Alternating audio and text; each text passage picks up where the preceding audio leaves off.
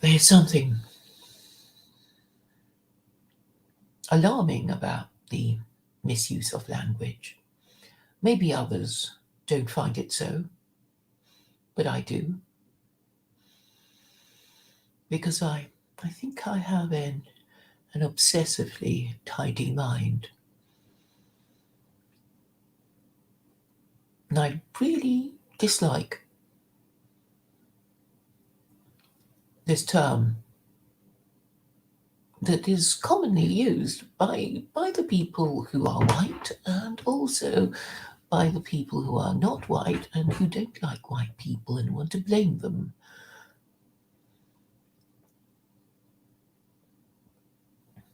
Talking about whiteness is, frankly, racist. But then it's one rule for one group of people and another rule for another group of people. If we want to complain about white people, we should use whiter, more accurate terms. Because it just seems crazy to say that any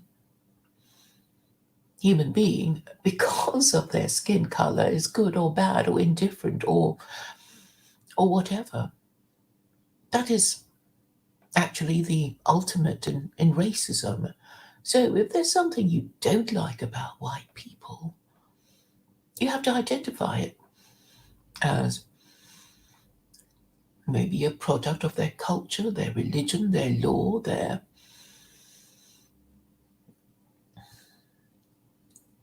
I don't know, whatever it is that you think causes them to behave in a particular way that isn't to do with their race.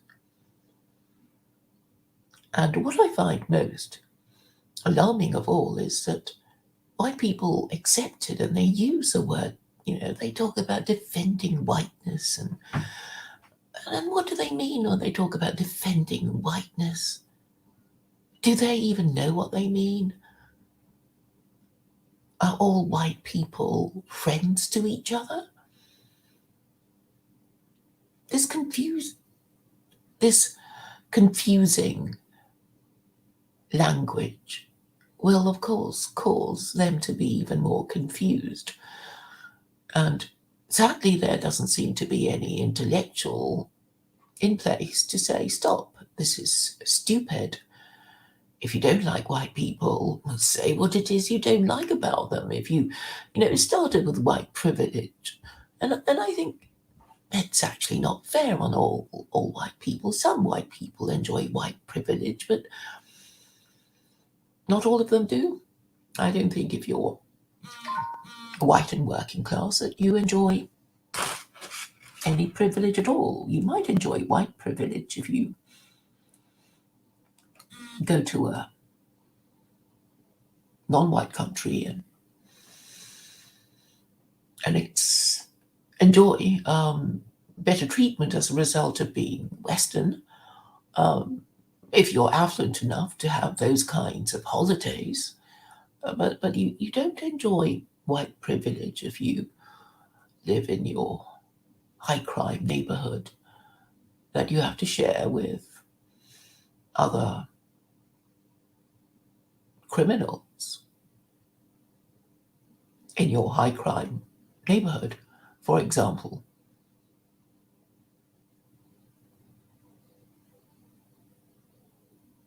But this corruption of language is I suppose, symptomatic of the degeneracy that is being currently suffered by white people. And I think we should focus on the term degeneracy more than mere colour, because degeneracy is a more complex idea, more nuanced, more attracting of bigger ideas than mere colour. It is terribly sad that white people do not seem to have any public intellectuals capable of acting or speaking in these terms. That they're just simply not there, and I think it's because of the degeneracy that they suffer, and their inability actually to um, acknowledge it and discuss it and analyze it. So, what is degeneracy? I think it is really the loss of the ability to do what your parents at least managed to do. So it can be anything really, if your parents got married before having you and you didn't, before having your own children, that would, for me, be the surest sign of degeneracy when you have you've done something to your genetic component, but that is not something that would be suffered exclusively by white people. It would be suffered by people who don't bother marrying before having children. And in all civilized societies across the world, with a proper religion, this would be a no-no. If you did something like that, had children outside wedlock, you would be frowned at, socially excluded, and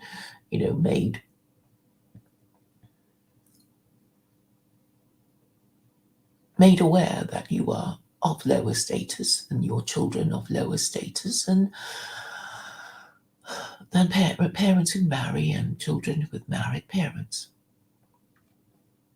So this, I think, is really their problem and their inability to acknowledge it because they have been marinating in the moral sewage of feminism for longer than any race, and this has done something terrible to them and has made them unable to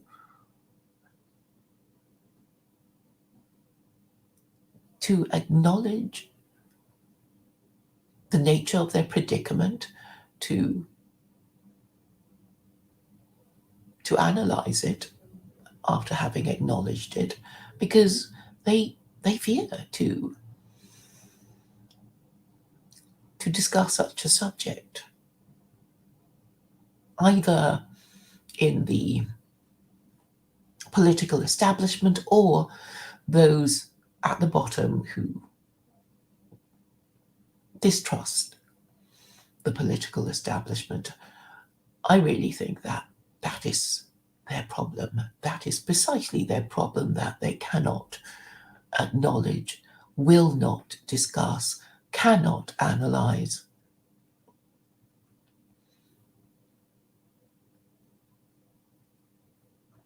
So what is to be done? Well, obviously, white people could themselves talk about it. Or if you want to help white people, you have to talk about it for them first. That's what I've been trying to do, even though they hate you for it.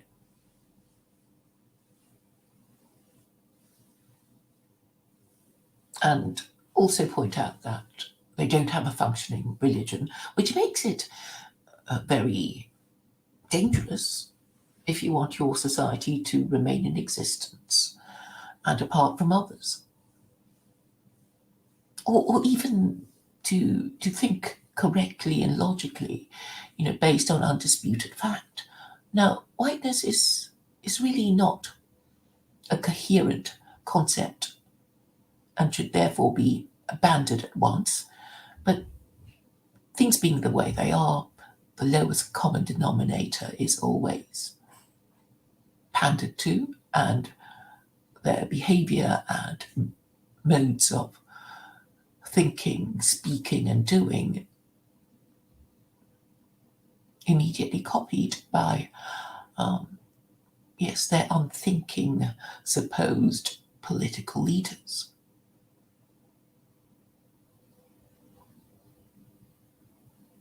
there's always a solution to every problem, at least in theory, even if you cannot get it in practice.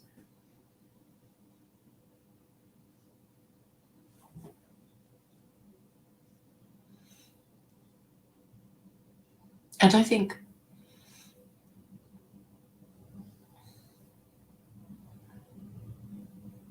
they need to think a little bit more and talk a little bit more and acknowledge the problem. If they don't agree with my diagnosis, they can come up with their own, particularly if they have children that they care about. To continue to bury their heads in the sand when people are running around like headless chickens is not a good strategy for survival. I've already told you why I think things have gone wrong. We do not have these groups that we used to have, the family circle, the community groups that we used to have. And so nobody trusts each other. They think they can relieve their feelings by going online and posting a few politically incorrect comments. But really, any expression of pain, distress, anxiety, anger, hatred, fear, obviously needs to be addressed, doesn't it? And if you don't acknowledge that you are ill, then you won't be going to the doctor, will you? And if you don't go to the doctor and you are gravely ill, well, it doesn't sound like you're going to get well anytime soon. Perhaps there are some so in despair of their predicament that they prefer to deny it and hope that they can go to their graves without anyone noticing their, what is it? What would you call it? Their spiritual disease, their moral disease, their social disease.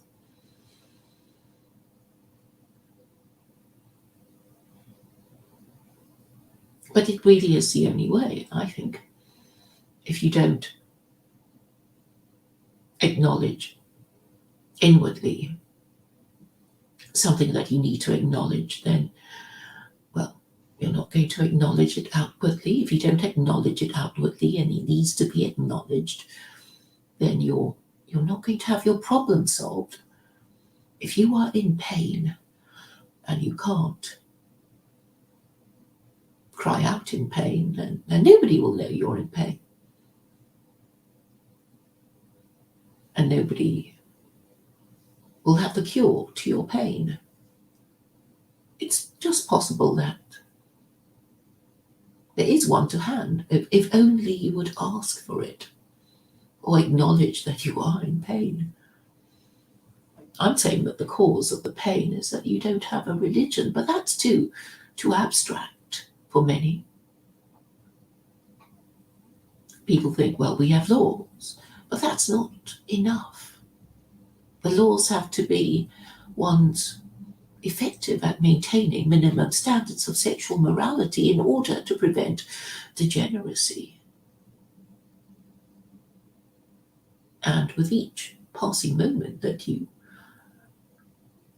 delay acknowledging that you no longer practice marriage, and the people who practice marriage will become fewer and fewer, making you closer and closer to, well, barbarism, really. Because when you think of human relations before marriage was invented, things cannot have been very pleasant or advanced. We think of the stereotypical cartoons of cavemen in their fur suits with their clubs,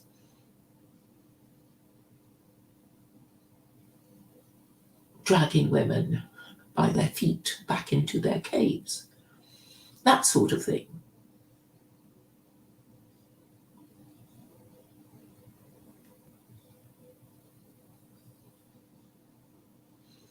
I remain an optimist because, well, in theory, there is no reason why somebody cannot, using their real name, discuss these things with me if they don't quite understand or don't quite agree. As I was saying yesterday, Karani U 2021 is coming up, and there are lots of things to discuss, are there not? Ideally, I would like all the bigger YouTubers to come and have a chat with me, to use up all the days between December 1st to Epiphany.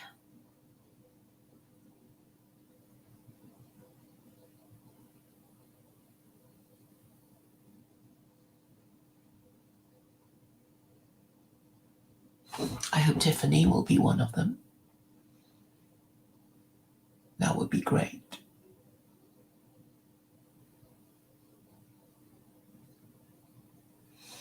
I see I have a few more people than in the previous stream, which is nice to know. Even I've given you time to arrive.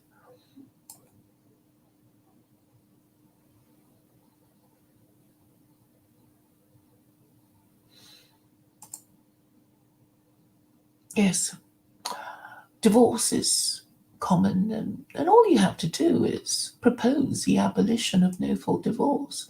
Why is it so hard to do that?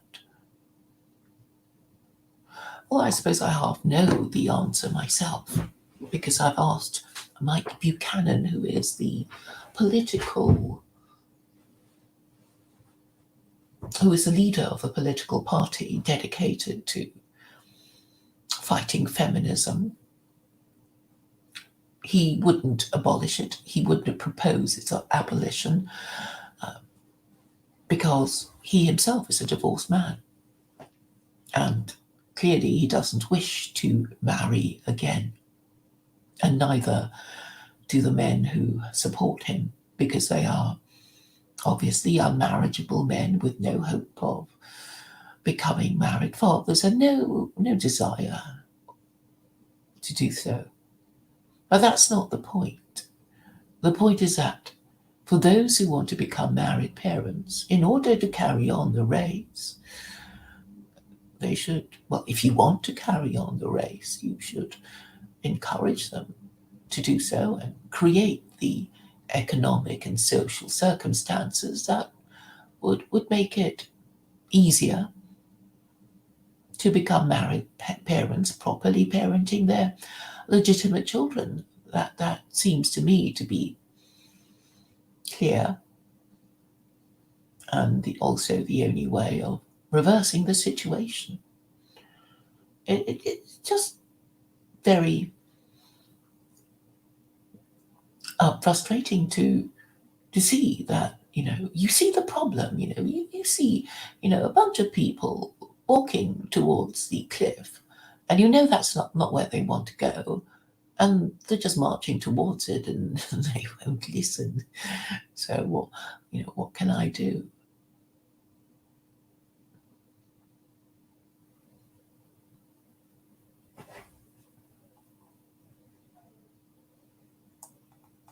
So we have some nonsense from Conops saying that I'm proposing infanticide. Very strange.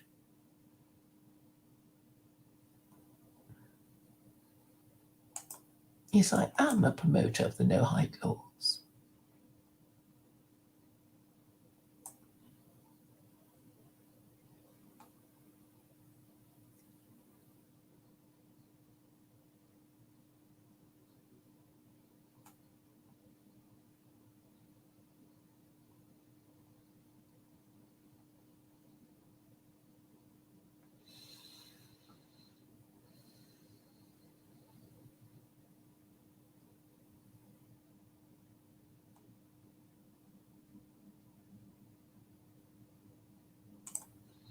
So Carlos, whom I haven't seen in a while, says secular laws can be improved.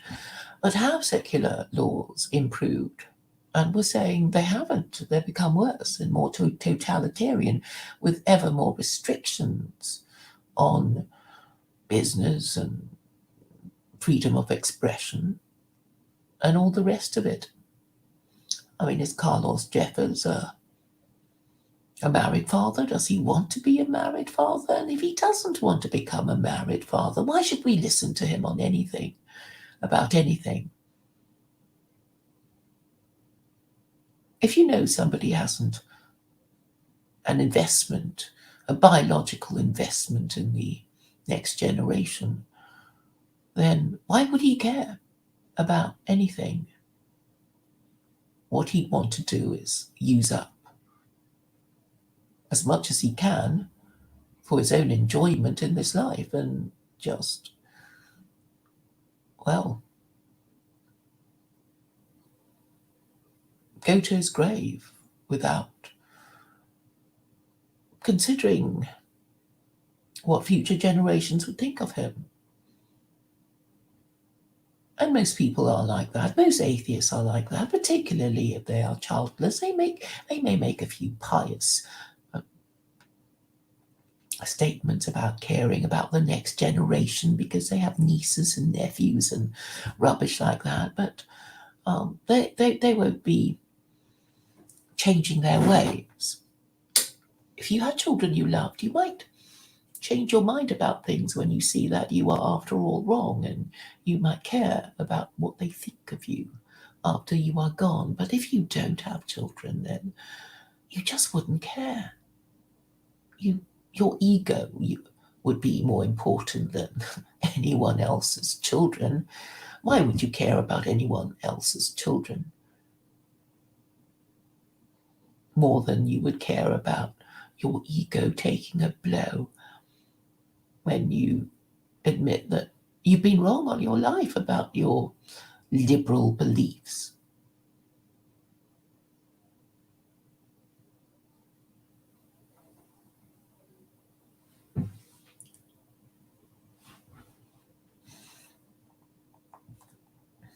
I think I've got an excellent idea in my last stream about giving therapy to anti Semites. I think they'd even enjoy it. I mean, imagine Domingo. Well, he's sort of had a few sessions with me, hasn't he? He just likes talking about how much Jews are responsible for all the ills of the world. And I know quite a few people like that, and I think it would be fun for me to try to wean them off the milk of anti Semitism.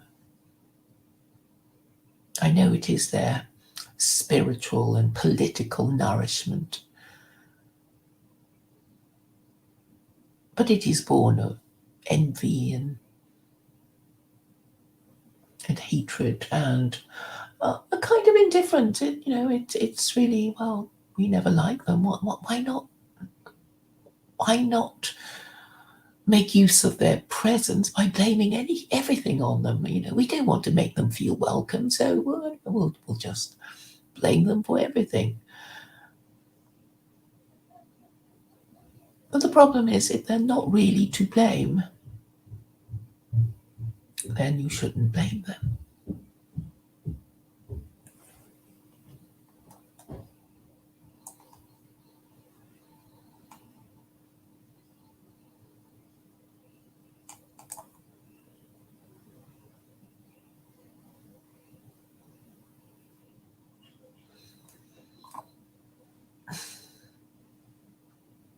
So this is what I hope for Christmas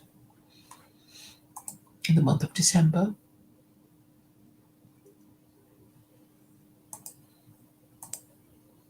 That people who don't like Jews, who want to be cured of it, I think it could be quite character building to, acknowledge maybe a character defect, a spiritual defect, and try and talk about it. I think a lot of people would like to talk about these things.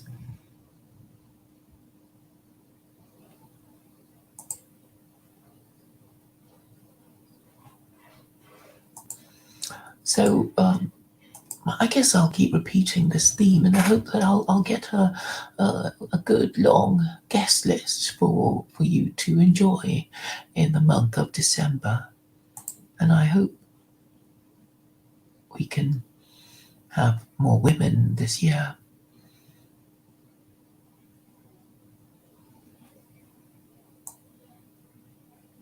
It would give my channel a touch of class, particularly if the women are white and middle class and college educated.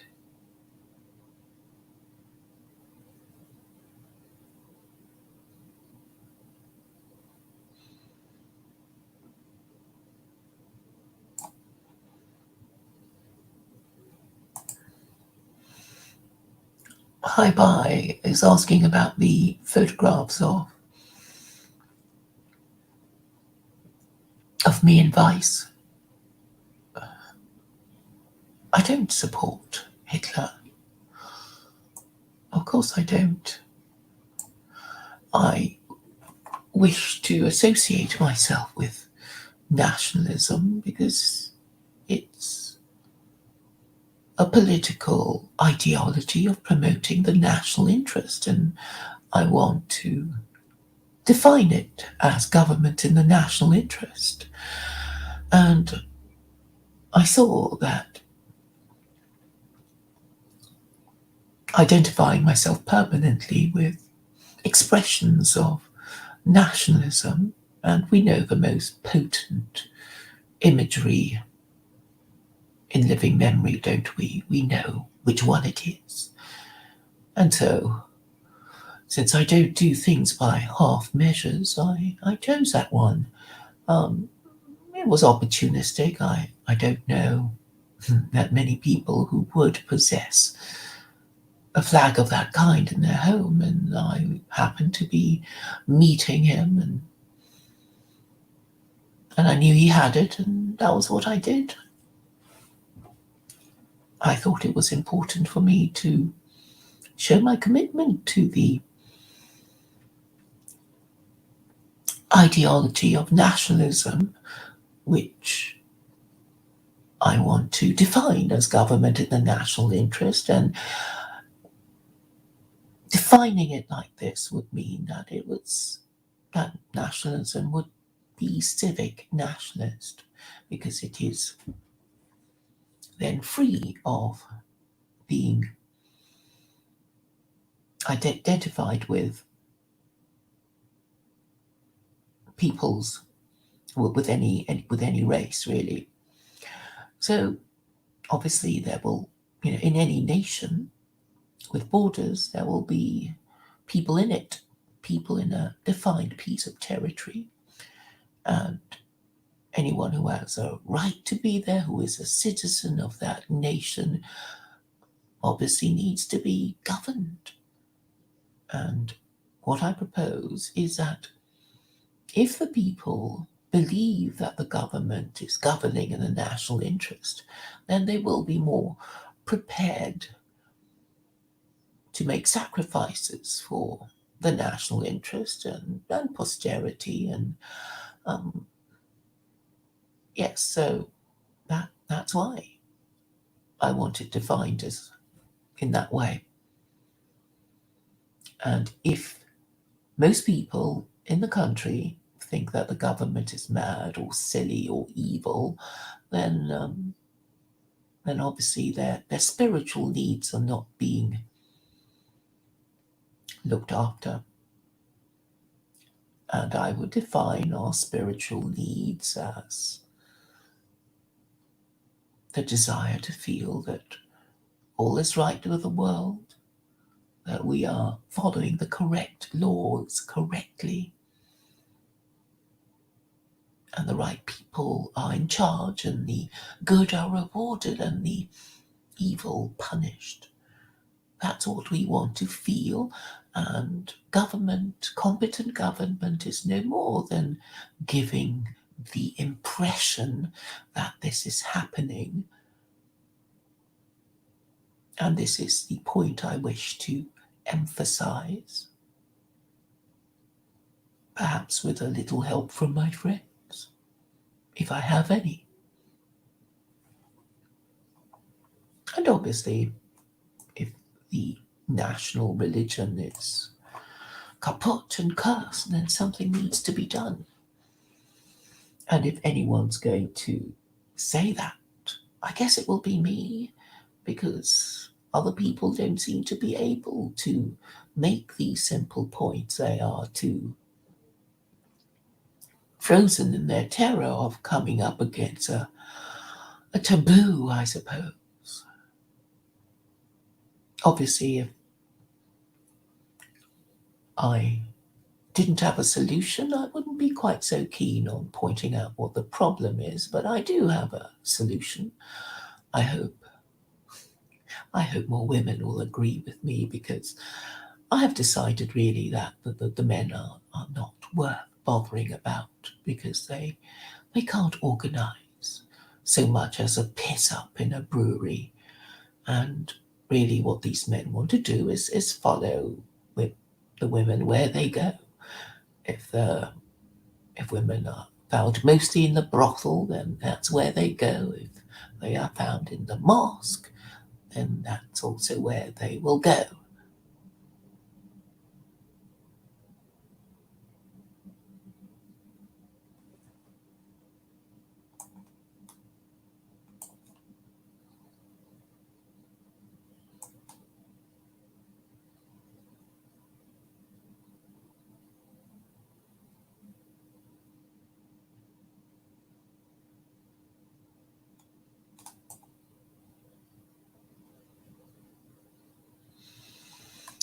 Well, I don't think you should accept the term at all, because you can't define it. I mean, just make a list of define it.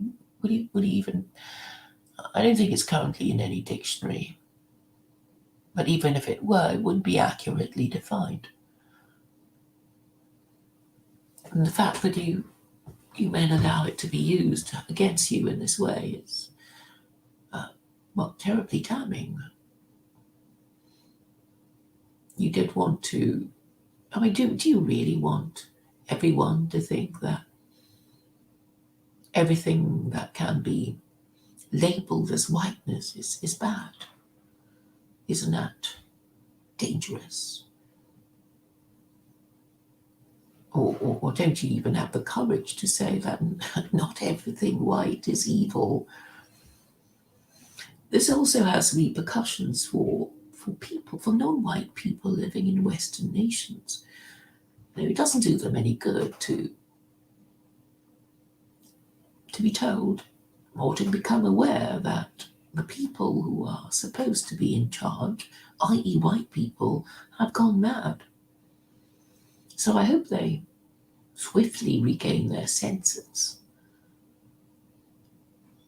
And this can only begin by people talking about these issues honestly and rationally in their own way, in their own name, with real people in their lives that they trust.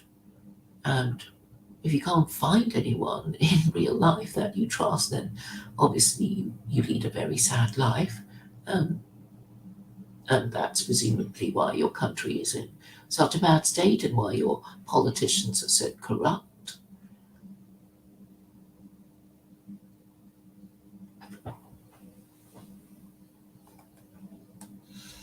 White culture would be, for me, opera, theatre, Shakespeare, classical music, country and western, Hollywood.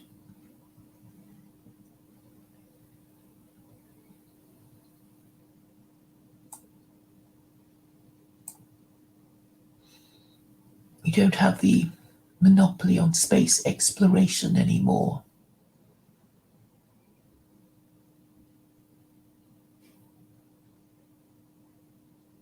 Carlos Jeffers says, Secular laws can be changed, religious laws cannot. No, no, I don't see the problem at all. I'm sure you will never read the Quran, but any reading of it will tell you that there's a lot of room for differences in interpretation. You just have a prejudice against religious laws because in your atheistic arrogance you assume that anyone who believes in God is a retard, somebody stupid and deserving to be kicked in the face and to be told before and after that he or she is stupid. So I don't think you'll ever get over your your prejudice because you'll just have this knee-jerk assumption that people who believe in God are just stupid, pathetic retards. Perhaps this is really what you feel about Christians, but maybe not the other Abrahamic faiths, or you feel that of everyone.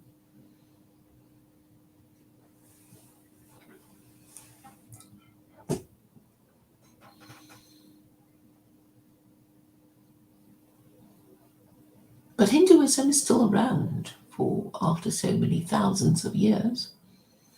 Will liberalism be around as long as Islam will be around?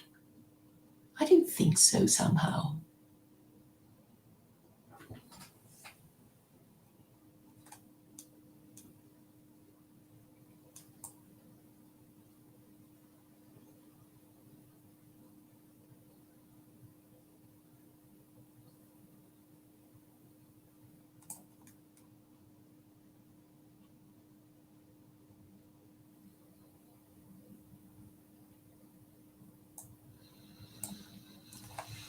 Half Galician thinks that photograph was fatal. Oh, of course he's entitled to his view, but the fact is that there is no one else with a better idea than me. I know half Galician doesn't like secular Quranism, but I don't think the reason is because of those photographs. I think it's because of the ingrained Islamophobia. Even now, I have people saying, I have to change the name of secular Quranism to something else, and then maybe we might like it some more. And I think that's really the problem of Islamophobia. I don't think it's so much to do with those photographs. I don't think Jews really believe that I hate them. It's only that liberal media feel that they can use those photographs in order to maintain their position that I'm a Nazi and must not be engaged with. It gives them that superficial excuse, of course. But for those in the alt-right, it shouldn't stop them really, should it? And it's not that causes them not to engage with me. It's because they really can't stand secular Quranism. And so that's a problem of Islamophobia, and this is also what I think you feel, half Galician.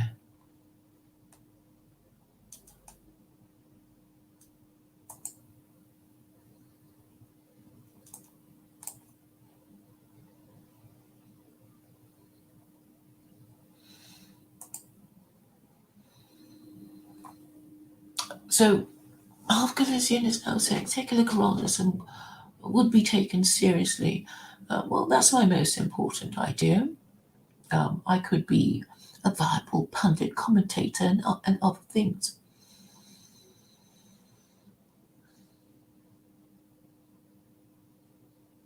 Well, if anybody wanted to rehabilitate me, they could just ask us a few simple questions and accept my answers, couldn't they?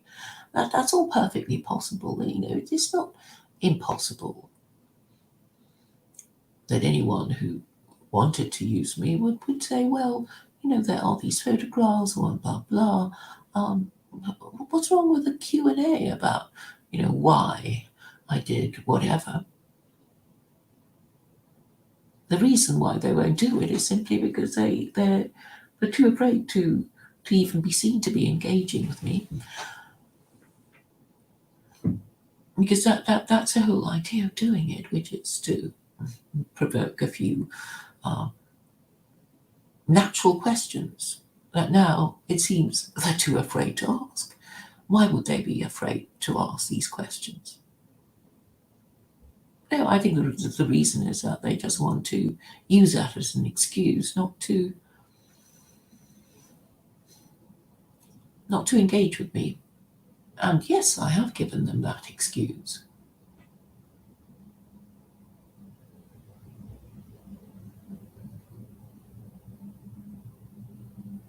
But if I hadn't done that,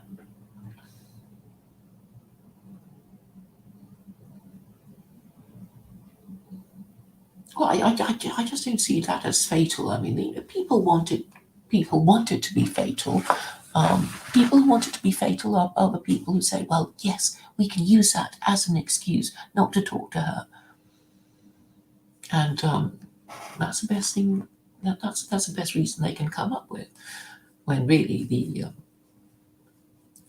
the honourable position, of course, I don't expect them to be honourable, is to say, well, we'll just see what she has to say, and we can say that, you know whatever she says is stupid or mad or whatever. They can still say that.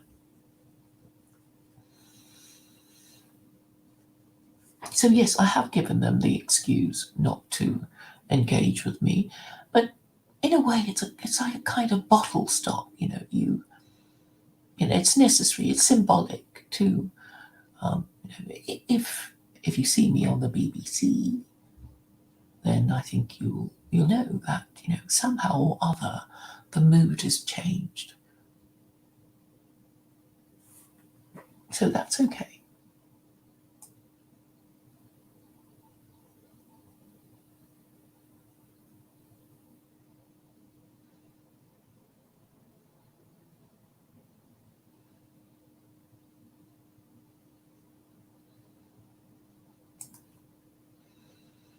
No, Christine Ramsay, I didn't advocate the killing of anybody at all.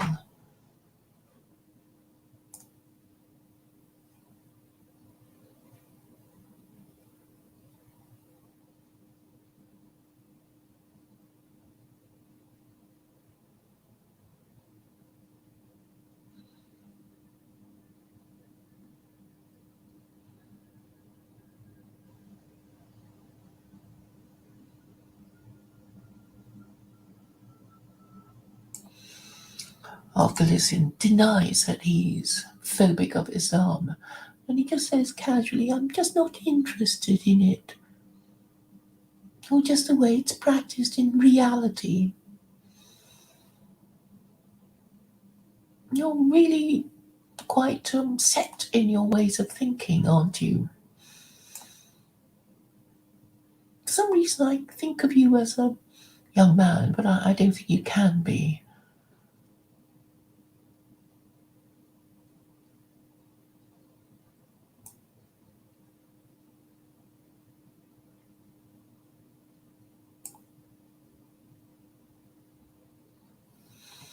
Why would you find religion useless, half Galician?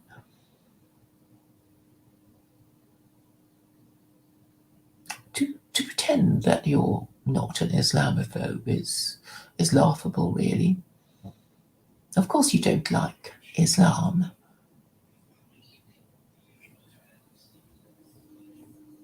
but I think you need some kind of moral basis for the laws of your country.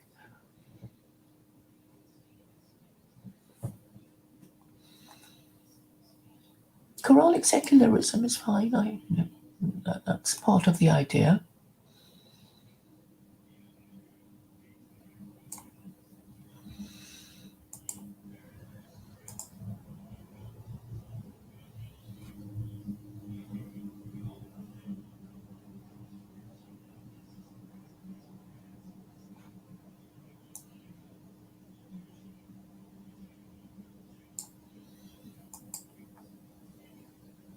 Thank you, Tiff Tiff, for agreeing with many of my positions, even if not all.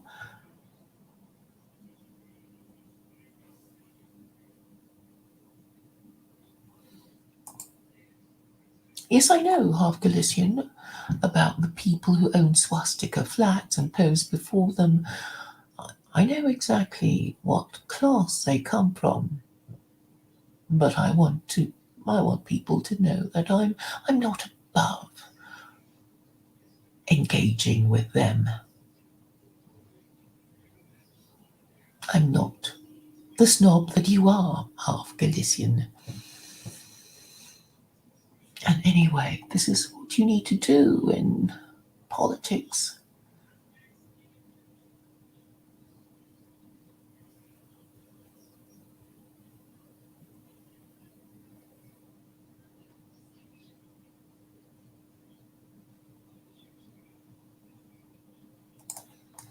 Half Galician talks about proper British whatever. There, who knows what is proper or British anymore? They don't. Most working class Britons want to be American.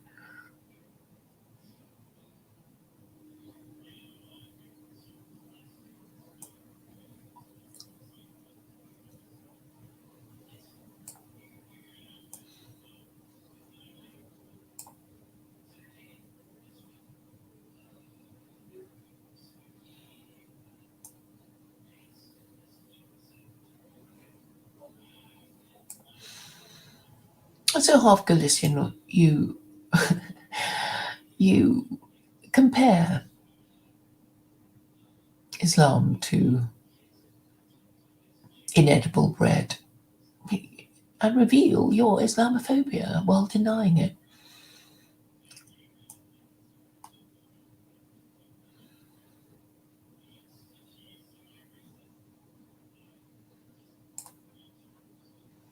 Hello, Abdullah Al Jalal. Well, I've spoken for nearly 50 minutes. I will quickly sum up what I thought I said about whiteness, which is that reducing a race and culture to a colour is definitely racist. I don't think white people should accept the labelling of their culture as whiteness. And anyway, the best way to challenge people who call it whiteness is to ask them to define what they mean by whiteness. And I don't think any white person should accept it for the moment, for one moment, and should always challenge it.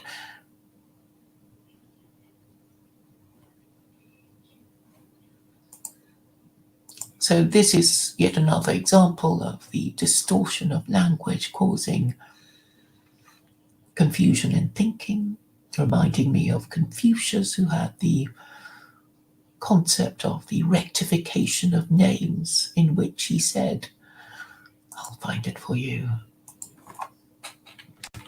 because what he said is precisely what I'm complaining about, of the confusion of language. People are so degenerate now. They never use proper words. They think that any approximate word is good enough. And it's just part of the culture of low standards that we have now.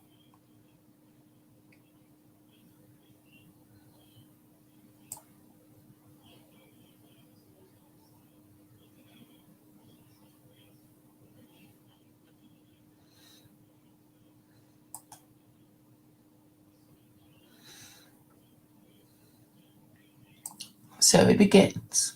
A superior man, in regard to what he does not know, shows a cautious reserve. If names be not correct, language is not in accordance with the truth of things. If language be not in accordance with the truth of things, affairs cannot be carried on to success. When affairs cannot be carried on to success, proprieties in music do not flourish. When When proprieties in music do not flourish, punishments will not be properly awarded. When punishments are not properly awarded, the people do not know how to move hand or foot. Therefore, a superior man considers it necessary that the names he uses may be spoken appropriately, and also that what he speaks may be carried out appropriately. What the superior man requires is just that in his words there may be nothing incorrect.